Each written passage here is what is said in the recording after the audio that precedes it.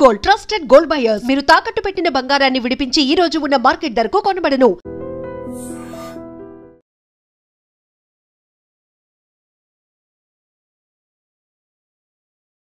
నమస్తే, welcome to I dream.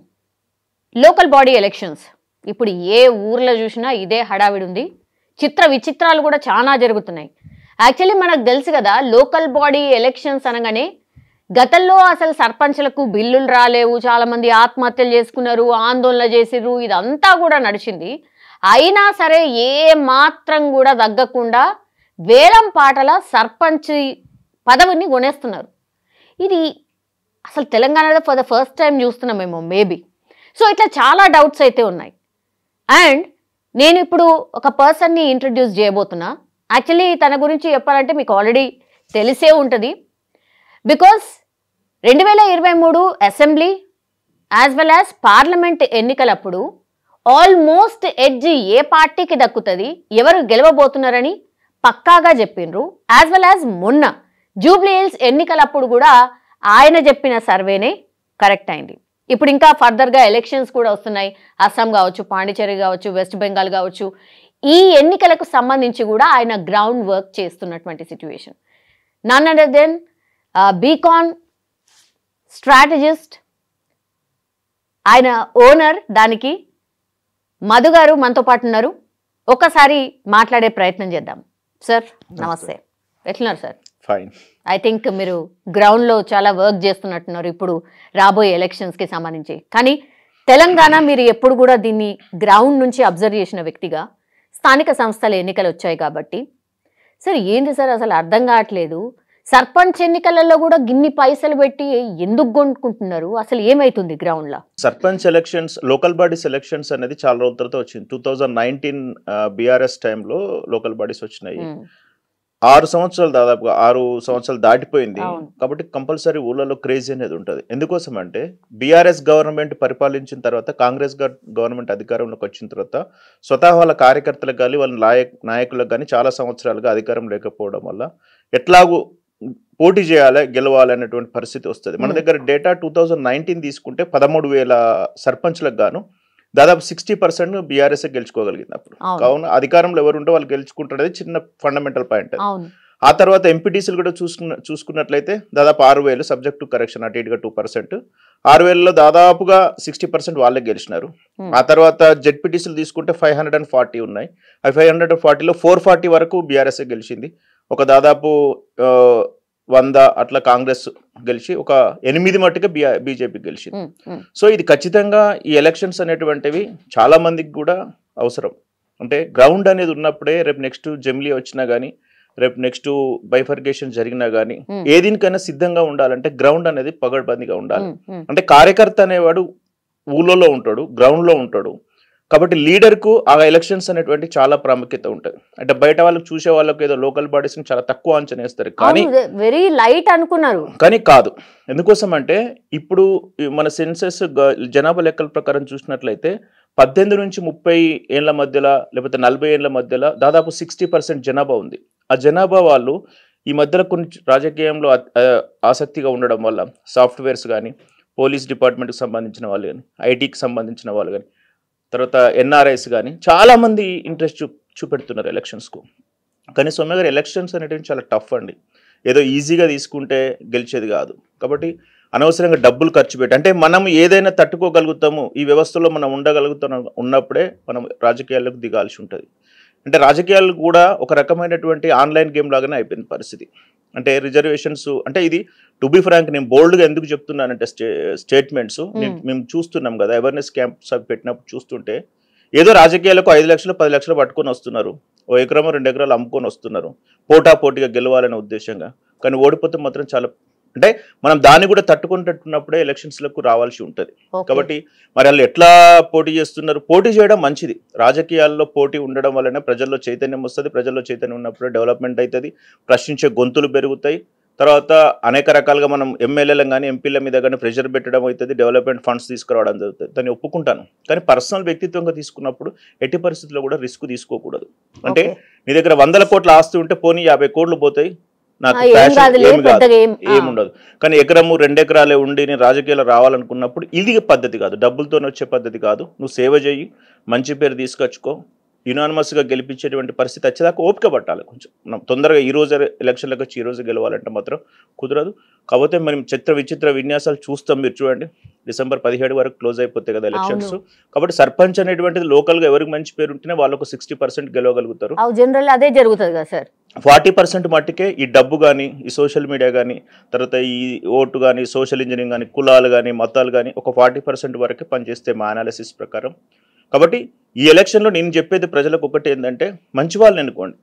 అంటే మంచి వాళ్ళ ఏ పార్టీ అయినా, నేను ఒక పార్టీకి నేను సపోర్ట్ చేయట్లేదు, కానీ సర్పంచ్ అంటే ఊరికి ఒక పెద్ద దిక్కుగా ఉండి మంచి పనులు చేస్తూ ప్రజలకు ఒక లీడర్గా ఉండాలి. అది ఏ కులమన్నా కానీ లీడర్గా ఉండాలి, అన్నిటి మీద అవగాహన ఉన్న వ్యక్తి ఉండాలి.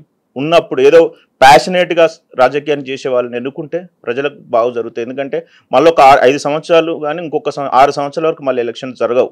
అంటే 6 సంవత్సరాలు మీరు ఇప్పుడున్న లీడర్ను భరించాల్సి వస్తుంది.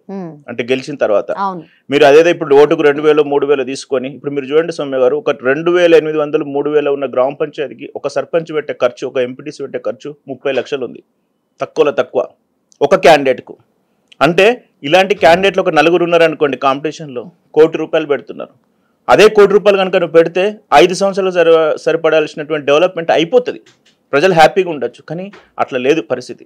కాబట్టి చాలా బాధాకరంగా ఉంది గ్రౌండ్ లెవెల్లో. రాజకీయాలంటే ఏదో ఆధిపత్యం చూపించుకునేటువంటి పరిస్థితికి వచ్చేసినాయి. డెవలప్మెంట్ కావాలంటే మంచి లీడర్ని ఎన్నుకోవాలనేది మా సంస్థ ద్వారా నేను చెప్పేటువంటి విషయం ఐడ్రీమ్ ద్వారా. ఇప్పుడు పార్టీ గుర్తు మీద కాదు సార్ ఈ ఎన్నికలు, అయినా సరే పార్టీల ప్రభావం డెఫినెట్లీ ఉంటుంది. ఈ క్యాండిడేట్ ఎవరు, ఈ పార్టీకి సంబంధించిన, ఇప్పుడు క్యాండిడేట్ ముఖ్యమా పార్టీ ముఖ్యమా, ఏం చూస్తారు సార్ జనాలు? మాకు తెలిసినంత వరకు అయితే ఇప్పుడు ఉన్నటువంటి ఎమ్మెల్యేలు ఎవరు కూడా వాళ్ళ అనుచరులను గెలిపించుకోవాలని ప్రయత్నం చేస్తారు. ఆ అనుచరులు మంచోళ్ళ చెడ్డోళ్ళ అనేది ఎప్పుడైనా ఒక లీడర్కు కింద అనుచరుడు ఎప్పుడు మంచోడు, ఎన్ని తప్పులు చేసినా, ఎన్ని కేసులు చేసినా, ఎంత అవినీతి చేసినా కానీ, ఇప్పుడు నేను ఒక ఎమ్మెల్యేను, నా కింద ఒక క్యాడర్ ఉన్నాడు, వాడు నా కోసం 20 ఏళ్ళ నుంచి కష్టపడుతున్నాడు, ఏదో చిన్న మిస్టేక్ చేసినాడు, ఆయనకే సపోర్ట్ చేస్తా, ఎందుకంటే మా ఇద్దరి మధ్య రిలేషన్. కానీ ప్రజలు అతన్ని యాక్సెప్ట్ చేస్తారా చేయరనేది నాయకుడు ఆలోచించుకోవాలి. కాబట్టి నేను చెప్పేది ఏంటంటే, ఖచ్చితంగా పార్టీకి కింద క్యాండిడేట్స్ టికెట్స్ ఇచ్చే వాళ్ళకు మంచి టికెట్స్ ఇచ్చినప్పుడే వాళ్ళ భవిష్యత్తు ఉంటుంది, ఊరి భవిష్యత్తు ఉంటుంది, తెలంగాణ రాజకీయాల భవిష్యత్తు ఉంటుంది, అన్ని భవిష్యత్తు ఉంటుంది. కాబట్టి నేను చెప్పేది ఏంటంటే, ఖచ్చితంగా కూడా ప్రజలు ఖచ్చితంగా క్యాండిడేట్ మంచిని చూసి ఎన్నుకోవాలి. అంటే ఎన్నుకోవాలని క్యాండిడేట్ మంచోడు అంటే మన డబ్బులు ఉన్నాయని కాదు, అవసరానికి స్పందిస్తున్నాడు. మరి ఇప్పుడు మంచి అంటే మరి దానికి ఏంటిది అంటే, మంచి అంటే అందుబాటులో ఉండాలి, మంచి అంటే సమస్యల మీద అవగాహన ఉండాలి, మంచి అంటే ప్రతి విషయం అంటే ఊరికి ఫండ్ ఎక్కడి నుంచి తీసుకొస్తే అవగాహన ఉండాలి, మంచి అంటే ప్రతి ఒక్కరిని గౌరవించాలి, మంచి అంటే అన్ని కులాలను ప్రేమించాలా, మతాలను ప్రేమించాలా, మంచి అంటే ఏంటిదంటే ఏదైనా సమస్య వచ్చినప్పుడు అందుబాటులో 1 నిమిషంలో ఒక ఫోన్ కాల్తో అవైలబిలిటీ ఉండాలి. అంటే ఆ ఊరికి ఒక పెద్దన్న పాత్రలాగా పోషించినట్టునే మంచి అంటారు మా దృష్టిలో. అంతే తప్ప మంచి అంటే వారి ఇంట్లో 4 కార్లు ఉండి వాడు ఫోన్ చేసినప్పుడు ఏదో అట్లా కాదు. కాబట్టి ప్రజలకు అన్ని విషయాలు అన్నీ తెలుసు, ప్రజలకు డబ్బు తీసుకోవడం తెలుసు, ప్రజలకు ఓటు వేయడం తెలుసు. తెలంగాణ ప్రజలు చాలా చైతన్యవంతమైనారు. ఎలక్షన్స్ వచ్చిన దగ్గర నుంచి తెలంగాణ వచ్చిన తర్వాత వాళ్ళు కూడా మంచోళ్ళని ఎన్నుకుంటారని అనుకుంటున్నాను. కాకపోతే పార్టీలకు కూడా నేను చెప్పే సూచన ఒకటి ఏంటంటే, కొంచెం టికెట్స్ ఇచ్చేటప్పుడు కానీ సపోర్ట్ చేసేటప్పుడు కానీ కొంచెం నీట్గా, నిన్న సీఎం గారు కూడా పదే మంచోళ్ళని ఎన్నుకోండి మంచి అంటే ఎందుకు పాయింట్ అవుట్ చేస్తున్నట్టు అంటే ఇప్పుడు ఆయన పార్టీ చెప్పట్లేదు, ఎవరి పార్టీ అయినా కానీ ఫస్ట్ లీడర్ను మంచిగా ఎన్నుకోవాలా అనేటువంటి సిస్టంలో చూడండి. ఎందుకంటే రేపు ఇవాళ ప్రభుత్వం ఇది ఉంటుంది, రేపు ఇంకొక ప్రభుత్వం వస్తుంది, కానీ అక్కడ ఉన్నటువంటి సర్పంచ్ కానీ లీడర్ అనేటువంటి మారడు. ప్రజలకు ఎప్పుడు పొద్దున్న లేస్తే వానముఖమే చూడాల్సిన పరిస్థితి వస్తుంది. కాబట్టి వాళ్ళని మంచిగా ఎన్నుకోవాలనేటువంటి ఉద్దేశంలో సీఎం గారు చెప్పుంటారు. అంటే అది మంచి కాల్. నాకు తెలిసినంత వరకు పొలిటికల్గా అదొక మంచి సిస్టమ్ అయితే చేస్తుంది. అంటే మా కాంగ్రెస్ వాళ్ళు మంచోళ్ళు ఏమనలే, మంచోడిని ఎన్నుకోండి అని అన్నాడు. అంటే మంచోడిని ఎన్నుకోవాలంటే ఖచ్చితంగా బాధ్యతగా మంచిని పెట్టాల్సిన పరిస్థితికి వస్తుంది.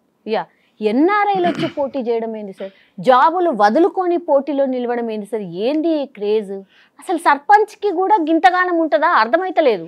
అంటే ఇప్పుడు సౌమ్య గారు ఎట్లుంటారంటే, హైదరాబాద్ పటాన్ చెరువు కానీ లేకపోతే ఇక్కడ శంషాబాద్ కానీ పెద్ద విలేజ్ తీసుకున్నాం అనుకో, అక్కడ ల్యాండ్ రేట్లు ఎక్కువ ఉంటాయి. ఒక 5,000 ఉన్న విలేజ్ సర్పంచ్ అంటే ఆల్మోస్ట్ ఒక సగం ఎమ్మెల్యే కింద సమానం అవుతుంది. అంటే ఈ సోషల్ మీడియా వచ్చిన దగ్గర నుంచి మిగతా వాళ్ళకు ఇన్ఫ్లుయెన్స్ అయిపోయి రాజకీయాల్లో ఏదో ఉంది, నేను రాజకీయాలు సాధించాలి, రాజకీయాల్లో గెలవాలి, నేను చూపెట్టుకోవాలి, ఈ సోషల్ మీడియా ఇన్ఫ్లుయెన్స్తోనే చాలామంది పాలిటిక్స్కి వచ్చినారు, నేను ఒప్పుకుంటాను. కానీ అది మనకు నాలెడ్జ్ ఉండాలా, గెలవాలని ఎట్లుండాలా, కింద ఏంది అనేది తెలిసినప్పుడే వాళ్ళు లాంగ్ టైంలో సస్టైన్ కాగలుగుతారు. లేకపోతే సస్టైన్ కాగలరు. ఒక్కసారి వస్తారు, ఒకసారి ఎంతమంది రాజకీయ నాయకులను మేము చూసినాము.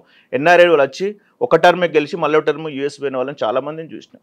రాజకీయాల్లో ఉండాలంటే ఫస్ట్ ఎంతోమంది ఎమ్మెల్యేలు మేము కాంగ్రెస్లో టీఆర్ఎస్లో చూసినాం. 20 ఏళ్ళ సంవత్సరం నుంచి. ఇప్పుడు ఒక ఎగ్జాంపుల్ చెప్తా, సరే అది బాధపడ్డ కేకే మహేందర్ రెడ్డి గారు లాంటి వాళ్ళు 140 ఓట్లతో కేటీఆర్ మీద ఓడిపోయారు. ఇప్పటికి స్టిల్ ఆయన ఎమ్మెల్యే కాలేకపోయినాడు. మక్కన్ సింగ్ లాంటి రామగుండం ఒక బీసీ నాయకుడు 20 ఏళ్ళ నుంచి కొట్లాడడం రాజశేఖర టైంలో శాప్ చైర్మన్ అయ్యాడు. ఇప్పుడు 2025లో ఎమ్మెల్యే అయ్యాడు. అంటే చెప్తున్నానండి, రాజకీయ ఓపిక ఉండాలి కదా, ఎన్ని ఆటుబొట్లు తినాలి, ఎన్ని రకాలుగా ఓడిపోవాలి, ఎన్ని రకాలుగా బాధపడాలని గుండె బరివెక్కిపోవాలి. అట్లాంటి పరిస్థితి ఉన్నోడే రాజకీయాలు ఉండాలి తప్ప, రాజకీయాలు అంటే ఏటీఎం కార్డు పెట్టి నేను డబ్బులు తీసుకొని పోయి మళ్ళీ తర్వాత డిపాజిట్ చేసేది కాదు. ఎలక్షన్స్ అంటే ఒక రకమైన గేమ్ అయిపోయినాయి. రాజకీయ నాయకులు కూడా సస్టైన్గా ఎక్కువ కాలం ఉండాలంటే అర్థం చేసుకోవాలి. ఆర్టిఫిషియల్ ఇంటెలిజెన్స్కి 100 రేట్లు ఏదైతే ఉందో అది ప్రజాస్వామ్యం రాబోతుంది ముందు. ఓల్డ్ అవుట్డేటెడ్ ఉన్నటువంటి పొలిటీషియన్స్ కాలం చెల్లిపోతుంది. మీరు అబ్జర్వ్ చేస్తారు. అంటే ఐ డ్రీమ్ ద్వారా ఎందుకు ఇట్లా బోల్డ్గా చెప్తున్నానంటే యువత అనేది చాలా ఉత్సాహం చూపుతుంది. అవును, ఎగ్జాక్ట్లీ. ఇప్పుడు 75% అండి 20 to 40 ఏజ్ బిట్వీన్ వాళ్ళు 75% అంటే మామూలు విషయం కాదు. అసలు ఎప్పుడు చూడు సోషల్ మీడియాలో ఉండేవాళ్ళు ఇంత పెద్ద ఎత్తున పోటీకి ఎట్లా ఇంట్రెస్ట్ చూపిస్తున్నారో అర్థం కాలేదు సార్. అంటే ఇంట్రెస్ట్ చూపెట్టడం వేరు, రియల్ టైం వచ్చినాక మారకుండా ఉండడం వేరు. ఇప్పుడు నేను కూడా చాలా మంచిగా ఉంటాను పొలిటికల్గా రాకముందు, కానీ వ్యవస్థలోకి వచ్చిన తర్వాత మనల్ని కూడా మ్యానిపులేషన్ చేయడానికి చాలామంది చూస్తారు. కాబట్టి పూర్తి స్థాయిలో అవగాహన ఉండి, పూర్తి స్థాయిలో నాలెడ్జ్ ఉన్నప్పుడు, పూర్తి స్థాయిలో మొత్తం వ్యవస్థ మీద అవగాహన ఉన్న వాళ్ళే సస్టైన్ కాగలుగుతారు రాజకీయాలు, లేకపోతే సస్టైన్ కాలేరు. రాజకీయాలు అనేటువంటి మనం అనుకుంటాం కదా, చాలా ఈజీ అనుకుంటాం. ప్రపంచంలో అత్యంత క్లిష్టమైన ఏంటంటే రాజకీయం చేయడం.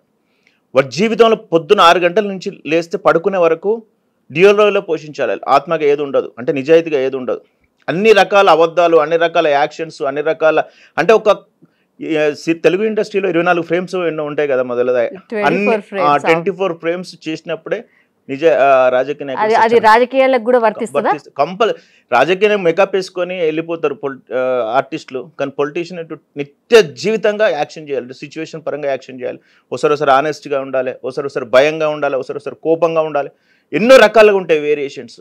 కాబట్టి ఇప్పుడు నాకు తెలిసినంత వరకు ఈ ఎలక్షన్స్ను తెలంగాణ ప్రజలు కనుక బాగా ఉపయోగించుకొని ఉన్నటువంటి 6,000 మంది ఎంపీటీసీలను కానీ, 540 మంది జెడ్పీటీసీలను కానీ, తర్వాత 13,000 మంది గ్రామ పంచాయతీలను కనుక చూసుకుంటే, మంచిగా ఎలక్ట్ చేసుకుంటే నెక్స్ట్ వచ్చే గవర్నమెంట్ ఏదైనా పెద్ద ప్రాబ్లం ఏమి ఉండదు. ఎందుకంటే మేము లాస్ట్ టైం చూసినప్పుడు మంచి సర్పంచ్లు గెలిచినారండి, చాలా అభివృద్ధి చేసినారు. అయితే ఒక్కొక్కసారి డబ్బులు రాకపోతే వాళ్ళ జేబులోకి వెళ్ళి కూడా డబ్బులు పెట్టి వాళ్ళు కుదువ పెట్టేసుకొని ఖర్చు పెట్టిన సందర్భాలను. ఎందుకోసం అంటే అట్లాంటి మంచి లీడర్స్ కూడా ఒక 30% మేము అబ్జర్వ్ చేసినాం అనాలిసిస్లో. వాళ్ళకి ఇప్పటివరకు బిల్లులు రాలే, వాళ్ళు మళ్ళీ పోటీ చేస్తుండ్రా.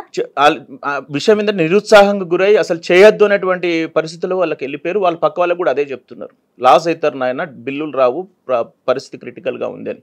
అయినప్పటికీ ఎవడైనా అనుభవిస్తే కానీ బాధ తెలుస్తుంది కదా, వస్తున్నారు, రావాలి, అది మంచిదే, వచ్చినాక తెలుస్తుంది పరిస్థితి ఏంది అనేది. కాబట్టి ఎక్కువ మంది పోటీలో ఉంటే ఎక్కువ రాజకీయ చైతన్యం వస్తుంది, అది మాత్రం పక్కా. ఇప్పుడు ఒక గ్రామానికి సపోజ్ 50 లక్షలు నిధులు వచ్చినాయి సార్. వాళ్ళు 1 కోటి రూపాయలు ఖర్చు పెట్టిన తర్వాత దాన్ని ఎట్లా రాబట్టుకోవాలనే చూస్తారు కదా ఇన్ జనరల్లీ. మరి వేలం పాట వాడుతుండ్రంటే దాని మీనింగ్ ఏంది? సౌమ్య గారు, పాతకాలం అయిపోయిందండి. ఇప్పుడు ఏదైతుందంటే సాచురేషన్ పాయింట్కి వచ్చేసింది. డబ్బులు పుట్టడం అనేది అసాధ్యం. రాజకీయాల్లో డబ్బులు సంపాదించడం అంటే తెగి అన్ని వదిలేస్తే సంపాదించవచ్చు. ఒక గ్రామ పంచాయతీ 50 లక్షలు పెట్టి మీరు రాసి పెట్టుకోండి, ఎవరినైనా అడగండి. 50 లక్షల రూపాయలు ఒక సామాన్య గ్రామ పంచాయతీలో నువ్వు ఖర్చు పెడితే 50 లక్షల రూపాయలు వస్తాయని ఎవడైనా ఉంటే నా దగ్గర తీసుకురాని నేను చెప్తాను. ఎంత అవినీతి చేసినా ఎంత చేసినా నీకు ఫండే రాదు అక్కడ. ఇప్పుడు నీకు 2 కోట్ల ఫండ్ వస్తుంది అండి 5 సంవత్సరాల పేరు మీద. నీకు పద్దులు రాయాలి, నీకు ఇక్కడ వార్డు మెంబర్లు ఉంటారు, నీకు ఒక అధికారి ఉంటాడు, ఎన్ని తీసుకుంటావు? తీసుకోలేవు, అట్లా సంపాదించలేవు. అదేదన్నా నువ్వు బయట ప్రెస్టేజ్కో, షోకేజ్కో, లేకపోతే ఉన్న 10 ఎకరాలకో డిమాండ్ పెరగడానికి దానికో, అంటే ఒక వాళ్ళ కులంలో, వాళ్ళకు మతంలో, వాళ్ళ దాంట్లో ఒక గౌరవంగా మెందడానికి నీ కోసం నువ్వు 50 లక్షలు పెట్టుకుంటున్నావు తప్ప, నువ్వు పెట్టిన డబ్బులు నీకు రావాలంటే అట్టి పరిస్థితుల్లో రావు. అదే ఏదైనా చుట్టుపక్కల ప్రాంతాల్లో ఉన్నటువంటి వాళ్ళు ఏదైనా ల్యాండ్ రేట్లు పెరగడమో, లేకపోతే ఏదైనా సెటిల్మెంట్ రియల్ ఎస్టేట్ అయితే అది ఒప్పుకుంటా, అదొక 30% ఉంటుంది. కరీంనగర్ లాంటి, మహబూబ్ నగర్ లాంటి ప్రాంతాల్లో, ఖమ్మం లాంటి ప్రాంతాల్లో, మారుమూల ప్రాంతంలో నువ్వు 50 లక్షలు ఖర్చు పెడితే నీకు ఎక్కడొస్తాయి? రావు. కాకపోతే బయటికి చెప్పుకోలేడు, లోపల మింగలేడు, 5 ఏళ్ళు మాత్రం సర్పంచ్ కంటిన్యూ, ఆ పదవి హోదా గౌరవం అయితే దక్కుతుంది. అంటే తెలియకనే సగం మంది పోటీ చేస్తురా సార్? మరి డబ్బులు పెట్టి 50 లక్షలు అంటే ఓటుకు 2000 3000 ఇచ్చి ఎలక్షన్లో పోటీ చేస్తారు అనేది ఓన్లీ గెలవడానికి కోసమే తప్ప, ఇప్పుడు నేనున్నా అండి, నా బడ్జెట్ 2 లక్షలు, 2 లక్షలలో నాకు మంచిగా పేరు తెచ్చుకొని 500 ఓట్లు పడితే చాలని అనుకుంటా. నేను గెలిచినట్టే, ఎందుకంటే ఫస్ట్ టైం కాబట్టి గెలిచినట్టే. తర్వాత నెమ్మదిగా పోవాలి. అంటే నేను 2 లక్షలు పోయినా కానీ సంపాదించుకోగలుగుతా అని రిస్క్ దీనికి చాలా ఉంటాయండి. బూత్ లెవెల్ మేనేజ్మెంట్ ఉంటాయి, ఓటర్ మ్యాపింగ్ ఉంటుంది, సమస్యల మీద అవగాహన ఉంటుంది, సోషల్ మీడియా ఉంటుంది, ఎట్లా కష్టపడాలని ఉంటుంది, రాజకీయ అవగాహన ఉంటుంది, రాజకీయం చేసేటువంటి తెలివి ఉంటుంది, ఎట్లా మీటింగ్స్ పెడతాము, ఎట్లా ఓటర్లను అట్రాక్ట్ చేస్తాము, ఎట్లా సమస్యల మీద స్పందిస్తాము, ఎన్నో రకాల ఒక 100 పాయింట్స్ ఉంటాయి. అవన్నీ తెలియకుంటే 40 లక్షలు పట్టుకున్నట్టు నీకు ఎమ్మెల్యే కాలేరు. కాబట్టి నిలబడాలి, ఇది గేమ్, కానీ దాన్ని మనం రిస్క్ పోవద్దు. ఒకవేళ మనం ఓడిపోయినాక కూడా మనం ఎట్లా సస్టైన్ అవుతానో ఆలోచించుకొని ముందుకు పోతేనే ఈ ప్రస్తుత రాజకీయాల్లో ఉంటాం. మహా మేధావులు 100 కోట్లు పెట్టిన వాళ్ళు ఓడిపోలేదా ఎలక్షన్స్లో? చిన్నగా రూపాయి డబ్బులు పెట్టకుండా కూడా గెలిచిన వాళ్ళ దగ్గర కూడా మా లిస్ట్ ఉన్నది. 25 ఏళ్ళ లోపు ఉన్నటువంటి ఎమ్మెల్యేలు కాలేదా ఈరోజు? వాళ్ళని రేపు నెక్స్ట్ అవుతారా? వాళ్ళకి సమస్యల మీద అవగాహన లేకపోతే ఇవాళ ఇప్పుడు ఓపెన్ ఛాలెంజ్ చెప్తున్నాం, ఈ 30 ఏళ్ళ లోపు ఉన్న ఎమ్మెల్యేలు మన అసెంబ్లీలో ఎంతమంది లిస్ట్ తీయండి. వాళ్ళ ప్రోగ్రెస్ కార్డ్స్ మా దగ్గర ఉన్నాయి. వాళ్ళు గెలుస్తారా గెలవరని మాకు తెలుసు కదా. అంటే అవకాశం వచ్చినప్పుడు ఉపయోగించుకోవాలి, కానీ ప్రతిదాన్ని డబ్బుతో ముడిపెట్టి ప్రజల దగ్గరికి పోకూడదు. ప్రతిదాన్ని అంటే 1 to 1 ఓటర్ టు ఓటర్ దగ్గరికి వెళ్ళి సమస్యలను ఐడెంటిఫై చేసి వాళ్ళని సాల్వ్ చేసి అంటే వాళ్ళే గెలిపిస్తారండి. 5,000 తీసుకొని హుజరాబాద్ లాంటి ఎలక్షన్స్లో 6,500 రూపాయలు తీసుకొని ఇటల్ అయిందని కానీ గెలిపేలేదా? డబ్బులు ఒక 10% హైప్ వరకే పనిచేస్తాయి బోల్డ్గా చెప్తే. రాజగోపాల్ రెడ్డి గారు డబ్బులు పంచలే మునుగోలులో, కొంతవరకే వంచిండు, మిగతా వాళ్ళు ఎక్కువ వంచారు. ఎంత తేడాతో ఓడిపోయారు? 10,000 తేడాతో. అంటే చెప్తున్నా, మన బలం ఉండాలి, మన మంచితనం ఉండాలి, మన సేవ చేసే దృక్పథం ఉన్నప్పుడే మన రాజకీయాల్లో సస్టైన్ కాగలుగుతాం తప్ప ఒకటే మ్యానుఫ్యాక్చర్ పట్టుకుని వస్తే మాత్రం కుదరదు. సర్పంచ్ అనగానే సార్ పదవి ఒక్కటే చూస్తున్నారా? నిజంగా అసలు సర్పంచ్ యొక్క విధులు ఏంది అనేది ఎంతమంది సర్పంచ్ పోటీల్లో చేస్తున్న వాళ్ళకి తెలుసు సార్? సర్పంచ్ విధులు అనేది అంటే కాదు, మీరు చూస్తాం కదా సర్పంచ్కి ఏం కావాలి నిలబడాలంటే అన్నదానికి కూడా ఒక సోషల్ మీడియాలో వస్తుంది. ఇదే కాకుండా కొంతమంది స్ట్రాటజిస్టులు బయలుదేరారు, నేను సర్పంచ్ నిలబెట్టి గెలిపిస్తా. అవును, ఎగ్జాక్ట్లీ, అది కూడా చూసినాం సార్. అది పాసిబుల్? అరే నవ్వొస్తుంది, వాడు సర్పంచ్ 40 ఏళ్ళ నుంచి ఆ ఊళ్ళో బుచ్చి పెరిగిండు, వాని నువ్వు గెలిపించేది ఏందని అడుగుతా క్వశ్చన్. ఇప్పుడు మీరు ఒక 40 ఏళ్ళ నుంచి మీ ఊళ్ళో ఉన్నారండి, సౌమ్యారెడ్డి గారిని వచ్చి నేను గెలిపిస్తారా? మీరు మంచోళ్ళు అయితే గెలుస్తారు, మీరు మంచోళ్ళు కాకపోతే ఓడిపోతారు. దానికి స్ట్రాటజిస్ట్ ఏం చేస్తాడు? సరే ఎంఎల్ఏని గెలిపించినావు, లేకపోతే ఎంపీని గెలిపించినావు, తర్వాత అంటే వేరే జనాభా వేరా దాన్ని ఇప్పుడు నవీన్ యాదవ్ గారికి మేము మన ఎలక్షన్స్ లో వర్క్ చేస్తాం. మేము స్టార్టింగే చెప్పిన 9%తో గెలుస్తుంది. మాకు స్పష్టమైన అవగాహన ఉన్నది. మేము డేటా అనాలిసిస్ వర్క్ చేసుకున్నాం. ఎవరు నమ్మలే మమ్మల్ని, ఈవెన్ కాంగ్రెస్ పార్టీ కూడా నమ్మలే మమ్మల్ని. ఈడోడ పిచ్చోడు 9% లెక్క పట్టుకొచ్చుకున్నాడు అని చాలా మంది కామెంట్ చేసి అపహేళన చేసి నవ్వీరు కూడా. కానీ రేపు డబ్బాలు ఇప్పిన తర్వాత 9% వచ్చింది. అది నువ్వు సర్పంచ్ చెప్పగలుగుతావా? చెప్పలేము. ఎందుకు చెప్పలేము అంటే సర్పంచ్ ఎలక్షన్స్ అనేది డిఫరెంట్.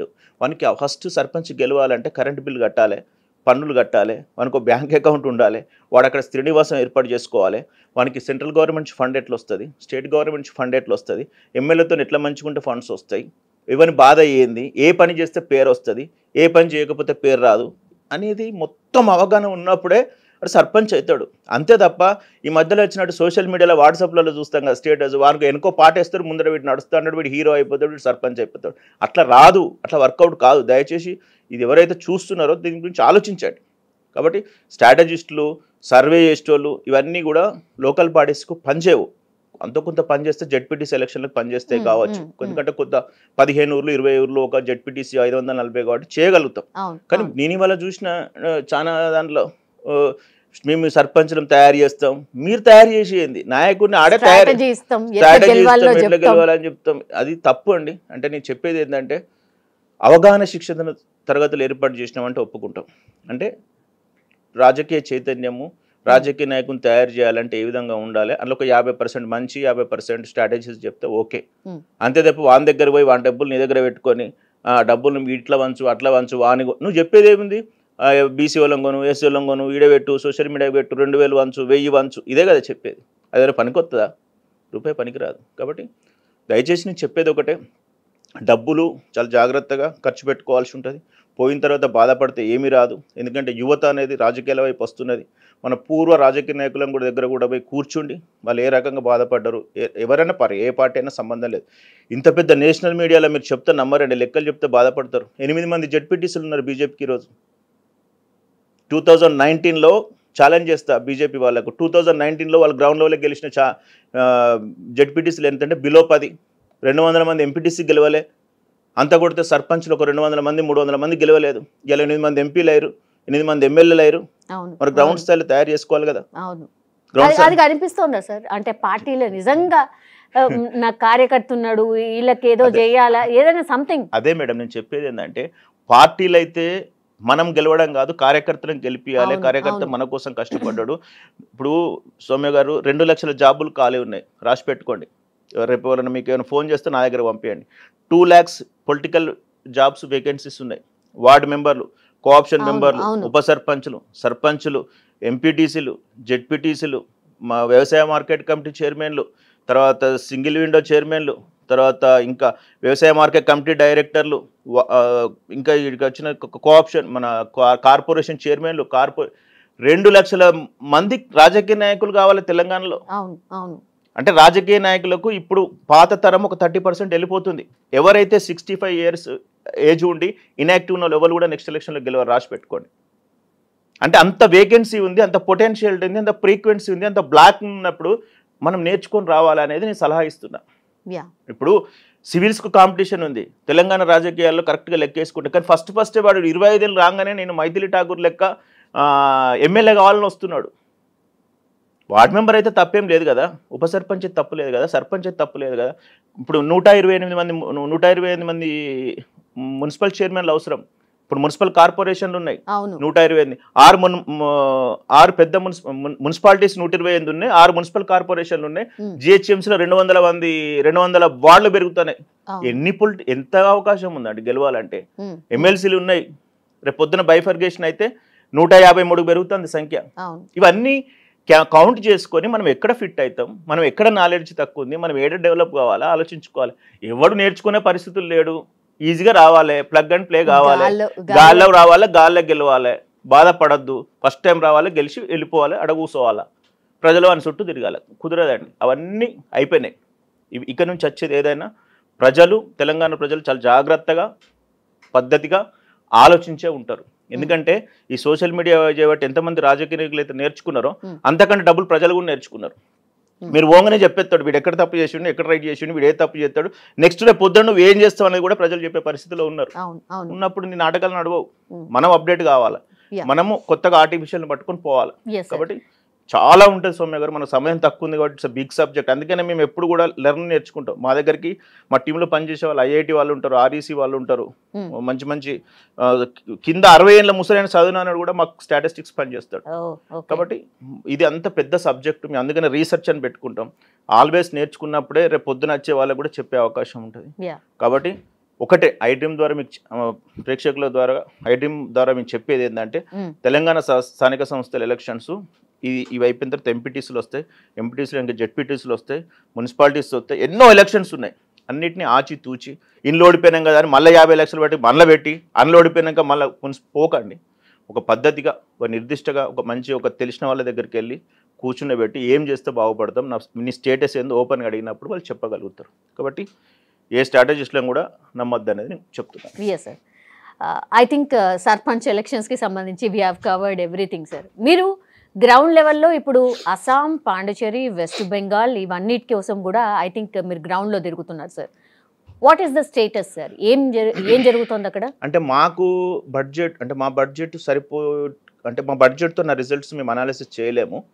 కాకపోతే మాకేందంటే మాలాంటి వాళ్ళు అక్కడ అస్సాంలో కానీ పాండిచేరిలో కానీ మాలాంటి టీమ్స్ ఎవరైనా మాకు ఇచ్చినప్పుడు అనాలిసిస్ పార్ట్ ఒక్కటే ఇస్తున్నారు. సర్వేలు అన్ని వాళ్ళు చేసుకొని ఇగో ఈ కాన్స్టిట్యున్సీకి ఈ అనాలిసిస్ వచ్చింది, ఇంత వచ్చింది శాంపిల్స్, మీరు ఏమైనా చేసి పెట్టగలుగుతారంటే మేము నామినల్ ఫీజుతో చేస్తున్నాం, మేము ప్రూవ్ చేసుకోవాలి. రేపు రిజల్ట్ చేసినప్పుడు వాళ్ళ కంపెనీ మా కంపెనీ అసోసియేట్తోనే ఇస్తాం. అంతే తప్ప మీ పెద్ద బిగ్ స్క్రీన్ల మీద లేకపోతే కింద అట్లా మాకు అలవాట్లేదు. వీఆర్ మెయింటైనింగ్ ఏ లో profile, we have that time, we will go very slowly 1 by 1. అంటే మేము ఇదే మొన్న జూబ్లీ హిల్స్ ఇచ్చిన రిజల్ట్కు మేము కూడా మొత్తం మార్కెట్లో హంగామా చేసుకోవచ్చు. ఐడ్రీమ్ ద్వారా మనం ఫస్ట్ టైం చెప్పినామండి.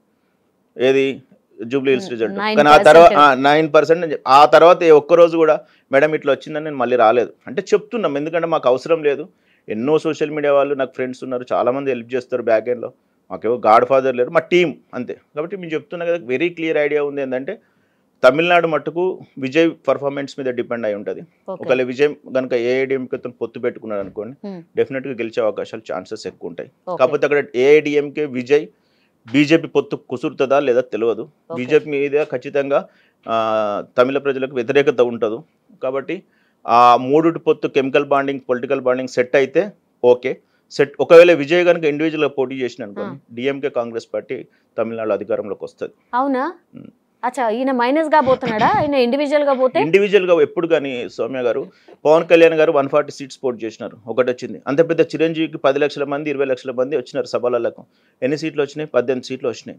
18% వచ్చి తెలంగాణ ఉమ్మడి ఆంధ్రప్రదేశ్లో. తర్వాత పవన్ కళ్యాణ్ గారు పొత్తు పెట్టుకుంటే 21 గెలిచినారు. ఎప్పుడైతే ఒకసారి పొలిటికల్ సిస్టమ్కి వచ్చినప్పుడు మిషనరీ మన దగ్గర ఉండదు. ఇప్పుడు నేను మంచోనే, నాకు అందరూ సపోర్ట్ చేస్తారు, కానీ నాకు వచ్చిన ప్రజలు ఓటు వేయడానికి తీసుకుపోయేటువంటి మిషనరీ మెకానిజం నా దగ్గర ఉండదు. అది ఉన్నప్పుడే నడుస్తుంది. ఇప్పుడు కాంగ్రెస్ పార్టీ ఉందనుకోండి, బూత్ స్థాయిలో కూర్చున్నందుకు మనుషులు ఉంటారు, జెండాలు ఉంటాయి, వాళ్ళ రెవెన్యూ సిస్టమ్ ఉంటుంది, పాతోడో కొత్తోడో ఉంటాడు, కాబట్టి ఒక ఎగ్జిక్యూషన్ ప్రాసెస్ ఉంటుంది. అట్లే బీజేపీకి ఉంటుంది, అట్లనే టీఆర్ఎస్కి ఉంటుంది. కానీ ఇప్పుడు విజయ్కి ఆ ఎగ్జిక్యూషన్ ప్రాసెస్ తయారు చేసుకునే టైం లేదు. ఆయన దాని మీద ఫోకస్ పెట్టాలంటే అది కుదరదు. 2 ఎలక్షన్ల తర్వాత కుదురుతుంది. అదే కనుక ఏఐడిఎంకేతో పొత్తు పెట్టుకుంటే గత 50-60 సంవత్సరాల నుంచి ఏఐడిఎంకే పార్టీ ఉంది కాబట్టి వాళ్ళకి మెకానిజం ఉంటుంది, కాబట్టి తొందరగా ఎగ్జిక్యూషన్ ప్రాసెస్ అవుతుంది. అంటే ఈయనకున్న 15%, వాళ్ళకున్న 15%, 30% యాడ్ అయితే విజయ్ మా నాయకుడు, ఏఐడిఎంకేకి ఇప్పుడు నాయకుడు లేడు కాబట్టి జయలలిత చనిపోయిన తర్వాత అనుకున్న పరిస్థితి వస్తే ఒక రకమైన సిచ్యువేషన్. కానీ ఆ పార్టీ సీఎం క్యాండిడేట్ గా చూస్తుందా మరి? విజయ్ ఉండదు. సీఎం ఎప్పుడు కొన్ని ఇండివిజువల్ ఉంటుంది. ఎప్పుడైనా గుర్తుపెట్టుకోండి, పొలిటికల్ సిస్టంలో అంత పెద్ద బీహార్లోనే మన తేజస్వి యాదవ్ని కాంగ్రెస్ పార్టీ ఒప్పుకోలేదు సీఎం క్యాండిడేట్గా. కాబట్టి గెలిచే వరకు ఎలక్షన్స్ అయ్యే వరకు ఒకటి ఉంటుంది, ఎలక్షన్స్ అయిన తర్వాత మళ్ళీ వేరే ఉంటుంది. కాబట్టి విజయ్కి మాత్రం చాలా టఫ్ ఉంటుంది ఇండివిజువల్గా పోతే మట్టుకు. అంతే తప్ప ఎన్టీఆర్ లాగా, ప్రభంజనం లాగా మొత్తం 200 మన స్థానాలలో వచ్చినట్టు రాదు. అట్లా అని చెప్పేసి ఈయన ఉన్నాడు కదా పీకే, ప్రశాంత్ కిషోర్ లాగా మరీ అధ్వాన పరిస్థితుల్లో పోదు. ఆ రెండింటికి మధ్యస్థంగా ఉంటుంది. ఇండివిజువల్ పోటీ చేస్తే ఒక 30-40 సీట్లు వస్తాయని మేము గెట్ చేస్తున్నాం. అది కూడా గ్రేటేనా సార్? చాలా గ్రేట్. 30 సీట్లు ఫస్ట్ టైం పోటీ చేసి వచ్చినాయంటే చాలా గ్రేట్. కాకపోతే మనం టూ ఎర్లీ టు డిస్కస్. ఇంకా 3 నెలలు టైం ఉంది కాబట్టి ఏదైనా జరుగుతుంది. కాబట్టి ఇప్పుడున్న ప్రజెంట్ సిచ్యువేషన్ అలయన్సెస్ ఎట్లుంటాయి అనే దాని మీదనే డిపెండ్ అయి ఉంటుంది. కాకపోతే కాంగ్రెస్ పార్టీ 25 స్థానాల్లో పోటీ చేస్తే ఇప్పుడు బీహార్ తర్వాత బీహార్లో చిత్తుగా ఓడిపోయింది కదా. మేము చెప్పినాం బీహార్ వచ్చిన రిజల్ట్ రోజే జూబ్లీ హిల్స్ వస్తుంది, జూబ్లీ హిల్స్ అనేది గ్రేట్గా పర్ఫామ్ అవుతుందని మేము ఆ రోజే చెప్పినాం. ఆ వీడియో కటింగ్స్ కూడా ఉన్నాయి. కాకపోతే ఇప్పుడు ఇది మంచి టైము కాంగ్రెస్కు. తమిళనాడులో 25 సీట్లు ఇస్తారు. ఆ 25 సీట్లలో మళ్ళీ ఒక 20 స్థానాలతో ఒకవేళ డిఎంకే ప్రభుత్వంలో కనుక జైన్ అయితే మట్టుకు మళ్ళీ తర్వాత నెక్స్ట్ వచ్చే రాజస్థాన్, నెక్స్ట్ వచ్చేటువంటి ఎలక్షన్స్లకు కొద్దిగా ప్రిపేర్ అవుతుంది. కాకపోతే నాకు తెలిసినంత వరకు రాహుల్ గాంధీకి టీమును మారిస్తే కానీ రాహుల్ గాంధీ గారు సెట్ అయ్యే పరిస్థితులు లేరు. ఎందుకంటే ఏ స్ట్రాటజీ అయినా ఫెయిల్ అవుతుంది.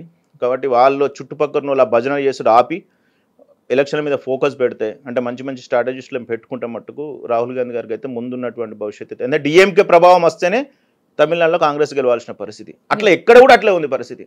ఒక తెలంగాణ తర్వాత కర్ణాటక ఇట్లాంటి పరిస్థితులలోనే వాళ్ళ బలమైన నాయకులు లీడర్షిప్ ఎన్నో సంవత్సరాల నుంచి ఉన్నారు కాబట్టి ఈ వ్యవస్థ నడుస్తుంది. అదే కొత్త స్టేట్ని తయారు చేసుకోలేకపోతున్నారు. అదొకటి. నెక్స్ట్ మీరు అడిగిన ఇంకో క్వశ్చన్, పశ్చిమ బెంగాల్ చాలా మంది చెప్తున్నారు బీజేపీ మొత్తం దూసుకెళ్ళిపోతుంది 200 అనేది. మాకైతే గ్రౌండ్లో ఇప్పుడున్న పరిస్థితిని చూసినట్లయితే బోటాబోటిగా మమతా బెనర్జీ బయటపడే అవకాశం ఉంటుంది. కాకపోతే బీజేపీ పర్ఫార్మెన్స్ పెరుగుతుంది. వాళ్ళకి వచ్చిన 66-70 సీట్ల నుంచి ఒక 100 సీట్లకు వెళ్ళిపోతాయి, 100-120 వెళ్ళిపోతుంది. తర్వాత అస్సాం బీజేపీకి వస్తుంది, పాండిచ్చేరి హంగ్ వచ్చే అవకాశం ఉంటుంది. ఎస్ఐఆర్ ప్రభావం ఎంతవరకు? ఎస్ఐఆర్ ప్రభావం ఏమి ఉండదండి. అవునా? అది చాలా మందికి దాని గురించి సబ్జెక్ట్ తెలియక, ఇప్పుడు మీ ఇంట్లో 3 ఉన్నాయండి అమెరికా వేర్లు అనుకోండి, మా ఇంట్లో ఒకరు ఉన్నారు, మా తాత చనిపోయాడు, అట్లే ఉంచుతామా ఓటర్ను? తీసేద్దామా? తీసేసే క్రమం కరెక్ట్ జరుగుతుందా లేదా అనేది ఉండాలి. అంటే సరే అంత రాహుల్ గాంధీ గారు ఓటు చోరు యాత్ర 1100 కిలోమీటర్లు తిరిగింది కదా. ఎలక్షన్స్ వచ్చిన తర్వాత బీహార్లో 58 రోజులు మనిషి కనిపించలేదు. నువ్వు పోరాడింది ఏంది, నువ్వు కొట్లాడింది ఏంది, నువ్వు ఎక్కడ తిరిగినావు, నువ్వు మళ్ళీ 50 రోజులు కనిపించలేదు. అంటే నేను చెప్తే చాలా మంది వాళ్ళకు బాధ అనిపిస్తుంది. ఇప్పుడు బీజేపీ వాళ్ళంటే బీజేపీ వాళ్ళకి బాధ అనిపిస్తుంది, కాంగ్రెస్ వాళ్ళు అంటారు కాబట్టి పర్ఫెక్ట్. అదే కనుక రాహుల్ గాంధీ గారు బీహార్లో నిలబడి ఓటు చేరు పోయింది వేయింద్ర ఓటు ఉన్న ఓటుని అయితే మనం తీసుకోవాలి కదా. నువ్వు పోయినోని గురించి ఆలోచించే బదులు ఉన్నోని గురించి ఆలోచించు. ఉన్నోని కోసం నువ్వు ప్రోగ్రెసివ్ థాట్స్ పెట్టు. ఏం చేస్తానో చెప్పు, నీ బీహార్ను నయా బీహార్ ఎట్లా తయారు చేస్తానో చెప్పు, దాని మీద ఫోకస్ పెట్టు. పోయింది నా ఓటు, పోయింది నా ఓటు, పోయింది అంతే. అయితే సర్ అనేది కనుక ఓటర్ జాగ్రత్త పడాలా, అక్కడ ఉన్నటువంటి సోషల్ మీడియా చెప్పాలి, జెన్యున్ ఓట్లు తీసేస్తే మాకు కంప్లైంట్ చేయండి, లేకపోతే ఒక మీడియాకు చెప్పండి. చాలామంది మంచి మంచి సోషలిస్ట్ భావాలు వాళ్ళు ఉన్నారు, కొట్లాడే వాళ్ళు ఉన్నారు. కాకపోతే అది ఇంపాక్ట్ ఒక 5-10% ఉంటుంది కావచ్చు, 5% మ్యాక్సిమం ఉంటుంది కావచ్చు. కానీ మొత్తం ఎలక్షన్ కమిషన్ చేసే సర్ వల్ల ప్రభుత్వాలు మారుతాయంటే నేను ఒప్పుకోను. అది మాత్రం ఫ్యాక్ట్ స్టేట్మెంట్. ఎందుకంటే ఐ హ్యావ్ ఎనఫ్ డేటా అంతే. అది చాలామంది కాంగ్రెస్ వాళ్ళు, చాలామంది బీజేపీ వాళ్ళు అటు ఇటు మాట్లాడతారు. కానీ ఏం చేస్తుందంటే ఎలక్షన్ కమిషన్ ఓటర్లను స్ట్రీమ్ లైన్ చేస్తుంది. ఇప్పుడు సింపుల్ అండి, జూబ్లీ హిల్స్లో మనం ఎంత చెప్పుకున్నా 4 లక్షల ఓట్లు ఉన్నాయి. ఇంత మనీ మేనేజ్మెంట్, ఇంత పోల్ మేనేజ్మెంట్, నెల రోజులు సోషల్ మీడియా పొద్దున్న లేస్తే జూబ్లీ హిల్స్ చెప్పారు కదా, ఎంత ఓట్ పర్సెంటేజ్ అయిందండి? 47-48 అయింది. యాక్చువల్గా అయితే 55 వరకు కావాలి అన్నారు. ఇప్పుడు అంటే వాడు ఓటరే లేడు, తీసేస్తావా ఉంచుతావా చెప్పండి, మీరు చెప్పండి. అంటే నువ్వు 4 లక్షల మందికి ప్రిపేర్ అయినావు, 45 మంది ఓటు పర్సెంటేజ్ వచ్చింది, అది హైదరాబాద్ లాంటి ప్రాంతంలో. మరి అర్థం చేసుకోండి. కాబట్టి ఖచ్చితంగా సర్ కనుక అంటే స్పెషల్ ఇంటెన్సివ్ రివిజన్ కనుక పర్ఫెక్ట్గా జరిగితే కరెక్ట్ ఓటర్ వస్తారు. ఇప్పుడు నాకు 3 దిక్కుల ఓటు ఉందండి చెప్పండి. ఇప్పుడు గ్రామ పంచాయతీ అంటే ఆ కాళ్ళు తీసేయాలన్నా ఉంచాలన్నా చెప్పండి. నేనే మార్చుకున్నా, అక్కడికి మార్చుకున్నా, ఒకసారి ఇక్కడికి మార్చుకున్నప్పుడు అక్కడనే ఉంటుంది, ఇక్కడనే ఉంటుంది. నా తప్పు కాదు అది. నువ్వేం చేయాలంటే వీడు ఒక్కడు ఆధార్ కార్డుకి ఏదో సంథింగ్ పెట్టి వీళ్ళు ఒకటే ఓటు ఉన్నది, 2 ఓట్లు తీసేయాలి. ఇట్లా చాలా ఉంది, అది పెద్ద సబ్జెక్ట్. ఇప్పుడు జనగణన జరగబోతోంది, అప్పుడైనా ఇవన్నీ రెక్టిఫై అవుతాయా? జనగణన అనేది కనుక పర్ఫెక్ట్ జరిగితే రెక్టిఫై అవుతుంది. అంటే దాంట్లో కూడా డౌట్ ఉందా ఇప్పుడు? లేదు, అట్లేం లేదు. ఎందుకంటే సెన్సస్ అనేది పర్ఫెక్ట్గా ఉంటుంది. ఆ లెక్కల బట్టే పథకాలు వస్తాయి, ఆ లెక్కలను బట్టే రాష్ట్రాలకు నిధులు వస్తాయి, ఆ లెక్కలను బట్టే భౌగోళికంగా జరుపుతుంది, దాన్ని బట్టే మనకు బైఫర్గేషన్ జరుగుతుంది. కాబట్టి నాకు తెలిసినంత వరకు జనాభా లెక్కల మీద కొంతవరకు ప్రజలకు విశ్వసనీయత ఉంది. అది మాత్రం ఫ్యాక్ట్ జరగాలి. అది జరిగేటప్పుడు మీలాంటి సోషల్ మీడియా వాళ్ళు కూడా కరెక్ట్గా చూసుకోవాలి, మీడియా వాళ్ళు కూడా కరెక్ట్ ఫోకస్ చేస్తే అక్యురేట్గా 2026 స్టార్ట్ అయ్యి 27కి లాంగ్ ప్రాసెస్ 1 ఇయర్. అయితే ఈ సర్వాలు కూడా మరి 10 రోజులు 5 రోజులలో చేయలేరు. వాడు 5 రోజులలో ఎట్లా తీసేస్తావు ఓట్లను? దాన్ని కూడా లాంగ్ డ్రైవ్ పెట్టాలా. లాంగ్ డ్రైవ్ పెట్టి పర్ఫెక్ట్ గా ఫిల్టర్ టు ఫిల్టర్ బిఎల్ఏలు అంటాం కదా, బూత్ కమిటీ వాళ్ళ లీడర్స్ అధికారులు ఇంటింటికి పోయి పర్ఫెక్ట్ డేటాబేస్ లో మెయింటైన్ చేయాలి. వీళ్ళంతా అకస్మాత్ చేయడం తప్పే, సేమ్ టైంలో అది చేయడం వల్ల మంచిగా ఉంటుంది. ఆ జరిగిన ప్రాసెస్ ఎట్లుంటుంది అనేది కొద్దిగా మనకు అనుమానం. కానీ పూర్తి స్థాయిలో ఇంట్లోకి వెళ్ళి 10 ఓట్లు 20 ఓట్లు తీసేసి రోడ్ల మీద కూర్చున్నటువంటి పరిస్థితి అయితే నేను చూడలేదు బీహార్లో కానీ కలకత్తాలో కానీ. ఇది ఒక మంచి పరిణామమే సార్ అనేది. ఇప్పుడు జమిలీ ఎన్నికలు రాబోతున్నాయా సార్? జమిలీ ఎన్నికలు నాకు తెలిసినంత వరకు రాకపోవచ్చు. అవునా? బైఫర్గేషన్ అయితే మన జరుగుతుంది. ఎందుకంటే జమిలీ ఎన్నికలతో చాలా కష్టం ఉంటుంది అండి. దీని మీద చాలా మందికి సబ్జెక్ట్ తెలియదు. మీరు ఎన్ని ఓట్లు వేయాలి తెలుసా? మీరు ఎమ్మెల్యేకి వేయాలి, ఎంపీకి వేయాలి, మున్సిపాలిటీ అయితే మున్సిపాలిటీకి వేయాలి. వాడు ఒక్కోటే చక్కగా వేయరాదు. మీరు కరీంనగర్ లాంటి ఎమ్మెల్సీ ఎలక్షన్ తీసుకుంటే 50,000 ఓట్లు చెల్లని గ్రాడ్యుయేట్స్ 50,000 ఓట్లు చెల్లని ఉన్నాయి.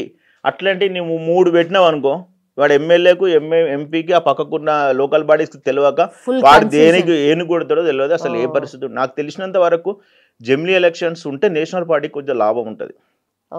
It's a very big subject.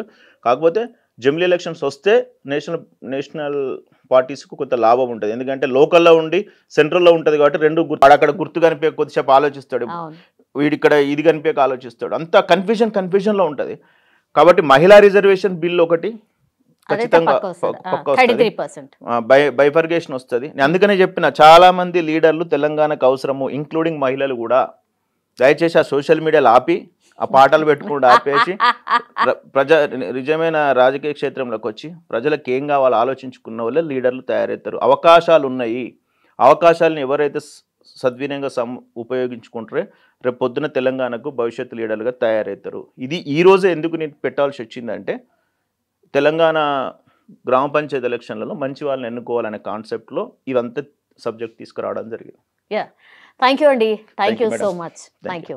And for more videos, Please subscribe to iDream. Please subscribe to iDream. Please subscribe iDream. And please subscribe to iDream. For more videos, subscribe to iDream. please like, share, and subscribe to the channel. Congratulations, iDream. Subscribe to iDream. Subscribe to iDream. So subscribe to iDream Media. iDream ki iDream team andarki huge congratulations. Please subscribe iDream Media. Please subscribe to iDream. Subscribe iDream. Please subscribe to iDream. iDream అంటే నా కళల ఛానల్ను subscribe చేసుకున్నారు, నోరు తిరుగుతలేదు, మీరైతే గంట గుర్తు కొట్టండి. For more such videos, please subscribe to iDream. Subscribe to iDream. Please subscribe to iDream. Please subscribe iDream Media. Please do subscribe to iDream. Please subscribe to iDream Media. For best entertainment and information, please subscribe iDream. And don't forget to subscribe to iDream.